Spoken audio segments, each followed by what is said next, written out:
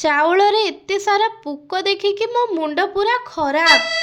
ତ hello high ନମସ୍କାର ଜୟ ଜଗନ୍ନାଥ, ମୁଁ ବର୍ଷା। ମୁଁ ଆପଣମାନଙ୍କୁ ୱେଲକମ୍ କରୁଛି ମୋର ୟୁଟ୍ୟୁବ୍ ଚ୍ୟାନେଲ୍ ବର୍ଷାସ୍ ମୋମେଣ୍ଟକୁ।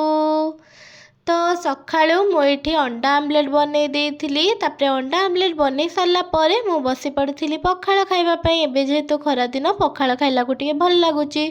ତ ତାପରେ ଖାଇ ଖୁଆ ସାରିକି ମୁଁ ଏଇଠି ଅଫିସ୍ ଯିବି ବୋଲି ରେଡ଼ି ହେଇଯାଇଥିଲି। ତାପରେ ରେଡ଼ି ସେଡ଼ି ହେଇକି ମୁଁ ଚାଲିଲି ମୋର ଅଫିସ୍। ତାପରେ ଦେଖନ୍ତୁ ଏବେ ବସନ୍ତ ଋତୁ ପାଇଁ ଗଛରେ କେତେ ବଢ଼ିଆ ସବୁ ପତ୍ର କଅଁଳିଛି ଆଉ ଫୁଲ ମଧ୍ୟ ଆସିଛି। ଏଇଟା କେଉଁ ଗଛ ଆଉ ଏଇଟା କି ଫୁଲ ଫୁଟିଛି ଏଇଥିରେ ନିହାତି କମେଣ୍ଟ ମାଧ୍ୟମରେ ଜଣେଇବେ। ତାପରେ ଖରାବେଳେ ମୋତେ ଟିକେ ଗୁପଚୁପ୍ ଖାଇବା ପାଇଁ ଇଚ୍ଛା ହେଉଥିଲା, ତ ସେଇଥିପାଇଁ ମୁଁ ଏଇଠି ସାଙ୍ଗେ ସାଙ୍ଗେ ଆଳୁ ସିଝେଇକି ଚଟଣି ବନେଇ ଦେଇଥିଲି। ଆଉ ମୋ ପାଖରେ ଥିଲା ରେଡ଼ିମେଡ଼୍ ଗୁପଚୁପ୍, ତ ତାକୁ ଛାଣି ଦେଇଥିଲି।